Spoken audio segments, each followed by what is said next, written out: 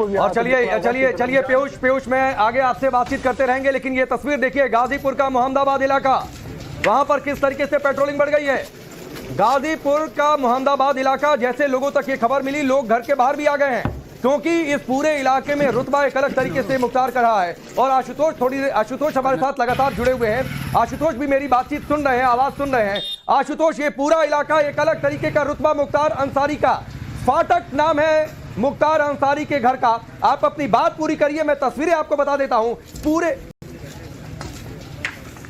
पूरे इलाके को किस तरीके से छावनी में तब्दील कर दिया है। स्क्रीन के जिस हिस्से में भी आपकी नजर जाएगी सिर्फ और सिर्फ पुलिस के जवान नजर आएंगे। आप गिन सकते हैं, आपकी गिनती नहीं रुकेगी, आप गिनते जाइए। चारों ओर पुलिस के जवान नजर आएंगे। पैरामिलिट्री फोर्सेस को लगातार डिप्लॉय किया जा रहा है। तो ये मुख्तार का घर, गाजीपुर मोहम्मदाबाद शहर, मोहम्मदाबाद का ये पूरा इलाका, उस पूरे इलाके को छावनी में तब्दील कर दिया गया है। और फ्लैग मार्च, क्योंकि मुख्तार के घर पर लोगों की भीड़ जुटनी लाजमी थी, इसका अंदाजा है प्रशासन को, इसलिए उतनी ही तादाद में पुलिस के जवानों की भी तैनाती की जा रही है, ताकि मुख्तार के समर्थक वहां पर अगर जुटते हैं, जो कि जुटना शुरू भी हो गए हैं, वहां पर शांति व्यवस्था बनी रहे। आशुतोष, पुलिस वालों की गिनती रुक नहीं सकती है, इतनी ज्यादा तादाद में डिप्लॉयमेंट हो चुकी है। पूरा ये मोहम्मदाबाद बड़ी तादाद में मुख्तार के समर्थक, मुख्तार के घर का नाम फाटक, और थोड़ी देर पहले मैं जो घर का जिक्र कर रहा था,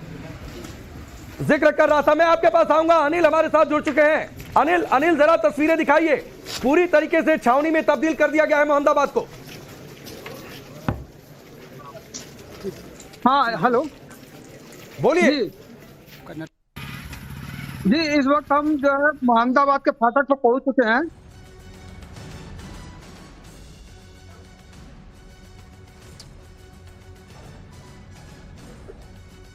अनिल, आपकी आवाज भी हम तक पहुंच रही है और आपकी जो तस्वीरें वो भी हम तक पहुंच रही हैं। आप आसपास की तस्वीरें दिखाते हुए अनिल जरा बताएं कि क्या हो रहा है इस वक्त वहां पर। जी जी, हेलो अनिल, आप बोलते रहिए, आपकी आवाज आ रही है। तस्वीरें दिखाइए और अपनी बातचीत भी रखिए। ठीक है। हाँ हाँ जी, यहाँ पर देखा जा सकता है कि जो फाटक पर लगातार भीड़ लगी हुई है, पुलिस फोर्स भी है, स्थानीय नागरिक भी हैं, और जैसे ही सूचना मिली लोग जो है अपने घरों से निकलकर जो बाहर आ चुके हैं, जबकि सुरक्षा को लेकर जो पुलिस फोर्स और पुलिस के आला अधिकारी भी मौके पर पहुंच चुके हैं। जी अनिल, जरा अपने फोन को अगर आप भीड़ की तरफ घुमाकर दिखा पाएं कि आपके आसपास की तस्वीरें और क्या हैं। ये वो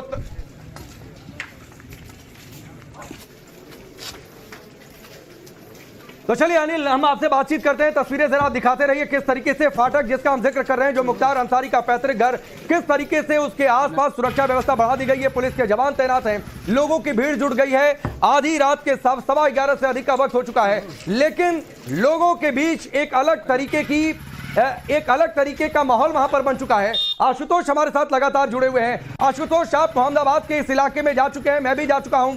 फाटक का आप जिक्र कर रहे थे, फाटक के आसपास सैकड़ों की तादाद में लोगों की भीड़ है, लोग मुख्तार के समर्थक हैं। आप जाल संभवतः निकल चुके होंगे बांदा के रास्ते पर, लेकिन इस पूरे इलाके में मुख्तार का एक अलग तरीके का रुतबा, एक अलग तरीके की उसकी अपनी पैठ रही है, और यही वजह है कि प्रशासन वहां पर बहुत ज्यादा चौकस है।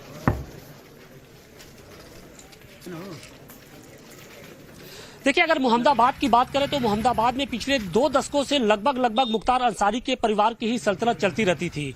सत्ता में चाहे कोई भी पार्टी रही हो, लेकिन मोहम्मदाबाद और आसपास के जो इलाके हैं वहां पर वर्चस्व रहा वो अंसारी परिवार का ही रहा था। और एक बार जब कृष्णानंद राय ने उस वर्चस्व को चुनौती दी तो उनकी हत्या कर दी गई, और न सिर्फ हत्या कर दी गई बल्कि उनके साथ के सभी जो 7 लोग उस गाड़ी में सवार थे सभी की हत्या की गई थी। और इसके बाद उस बकायदे उनकी चुटिया तक काट ली गई थी, और ये कहते हुए कि देखिए हमने इसका जो पूरा एक वर्चस्व जो भी हमको चुनौती देता है उसको हम उसको वापस आपके पास इसी बीच हमारे सहयोगी मनीष यादव हमारे साथ मौजूद है, जो कि इस वक्त बांदा के रास्ते से हमें तस्वीरें दिखा रहे हैं। मनीष, क्या अपडेट फिलहाल सामने, आसपास क्या तस्वीरें आपके? मनीष जरा दिखाइए। देखिए, जो जानकारी मिल पाई है, पूरे प्रदेश में डीजीपी कार्यालय से निर्देश दिए गए हैं कि पल पल पर नजर रखी जाए, क्योंकि चुनावों का माहौल है और खास तौर पर ऐसे सेंसिटिव जिले जो माइनॉरिटी बहुल हैं, जहां पर मनीष मैं आपको रोकता हूं। आशुतोष कुछ इशारा कर रहे हैं, आशुतोष बताइए। लोग रहा कर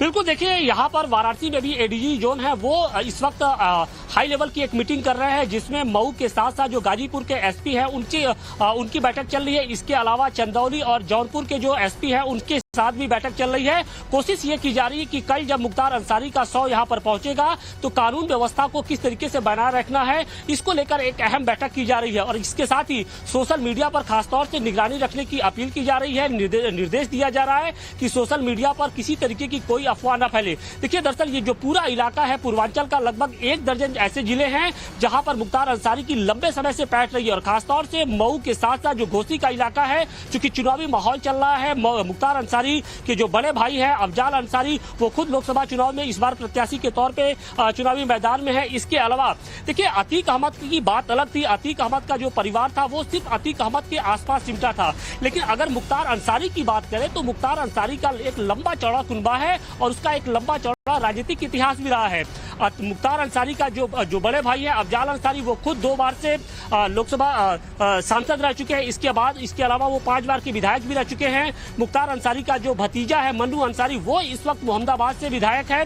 इसके अलावा मुख्तार अंसारी का जो बड़ा लड़का है अब्बास अंसारी, वो इस वक्त मऊ सदर से विधायक है। तो आप ये समझिए कि कितना मजबूत राजनीतिक जो पकड़ है वो रहा है। और सबसे बड़ी बात यह है कि जब उत्तर प्रदेश में योगी और मोदी की प्रचंड लहर थी, बावजूद इसके जो मुख्तार अंसारी का परिवार था, जो उसके समर्थक थे, जो उसके लोग थे, वो कहीं ना कहीं जीतते आ रहे थे। और न सिर्फ आशुतोष, इसकी वजह एक ये रही है कि जेल में रहते हुए मुख्तार अंसारी का दबदबा रहता था और मुख्तार अंसारी के दबदबे के कई सारे किस्से मशहूर हैं। गाजीपुर में आप देखिए, यूपी के जेलों में, गाजीपुर में आपको अच्छे तरीके से पता होगा कि जब गाजीपुर जेल में था मुख्तार अंसारी बंद, तो उसने गाजीपुर की जेल में तालाब खुदवा दिया था। और इसलिए तालाब खुदवा दिया था कि ताजी मछलियां खाने को मिल सके।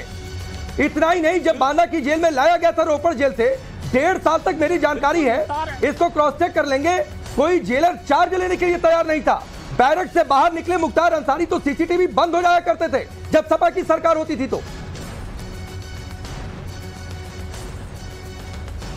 बिल्कुल, देखिए जेलों में मुख्तार अंसारी की अय्यासी के कई किस्से मशहूर हैं। सिर्फ तालाब ही नहीं खुदवाया गया था, बल्कि उस वक्त के तत्कालीन जो डीएम और एसपी थे वो खुद मुख्तार अंसारी के साथ बैडमिंटन खेलने के लिए शाम को पहुंचते थे। और इस बात की तस्दीक कई जो वहां पर जो उस दौरान जो गाजीपुर जेल में बंद जो कैदी थे वो भी करते हैं। और न सिर्फ गाजीपुर जेल, बल्कि वो जहां भी रहा, रोपड़ जेल में कहा जाता है कि रोपड़ जेल में वो रोपड़ जेल से महज चंद कदमों की दूरी पर जो उसकी पत्नी थी आफता अंसारी, वो बाकायदे एक फ्लैट में रहा करती थी। और कहा तो ये भी जाता है कि जब रात में जेल के जब दरवाजे बंद हुआ करते थे, जब आमतौर पर जब कैदी सो जाया करते, तो मुख्तार अंसारी खुद वहां पर जाता था। आशुतोष, वापस आपके पास, लेकिन मोहम्मदाबाद के घर के पास जहां मुख्तार का पूरा एरिया हुआ करता था, हमारे साथ अनिल वहीं पर मौजूद हैं जो तस्वीरें वहां के दिखा रहे हैं। अनिल, बताइए जरा।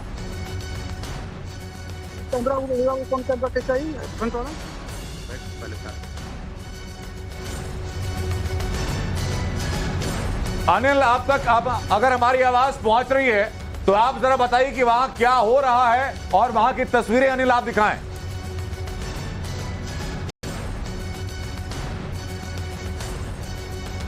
अनिल तक आवाज नहीं पहुंच रही है। आशुतोष, अपनी बात पूरी करिए। और मैं तो उसमें एक चीज और ऐड कर देता हूं कि योगी सरकार जो कि माफियाओं को खत्म करने, जीरो टॉलरेंस की पॉलिसी को लेकर कई बार कमिटमेंट अपनी दिखा चुकी है। मुख्तार अंसारी को जब लेकर आया गया, 2022 की बात है, जब बांदा जेल में डीएम ने छापा मारा था तो वहां से आम मिले थे, दशहरी आम मिले थे, बाहर का खाना मिला था, होटल का खाना। और तो और जब मुख्तार अंसारी वहां पर पहुंचा तो उसके जितने गुर्गे थे उन्होंने जेल के आसपास वहां पर रूम लेकर रहना शुरू कर चुके थे।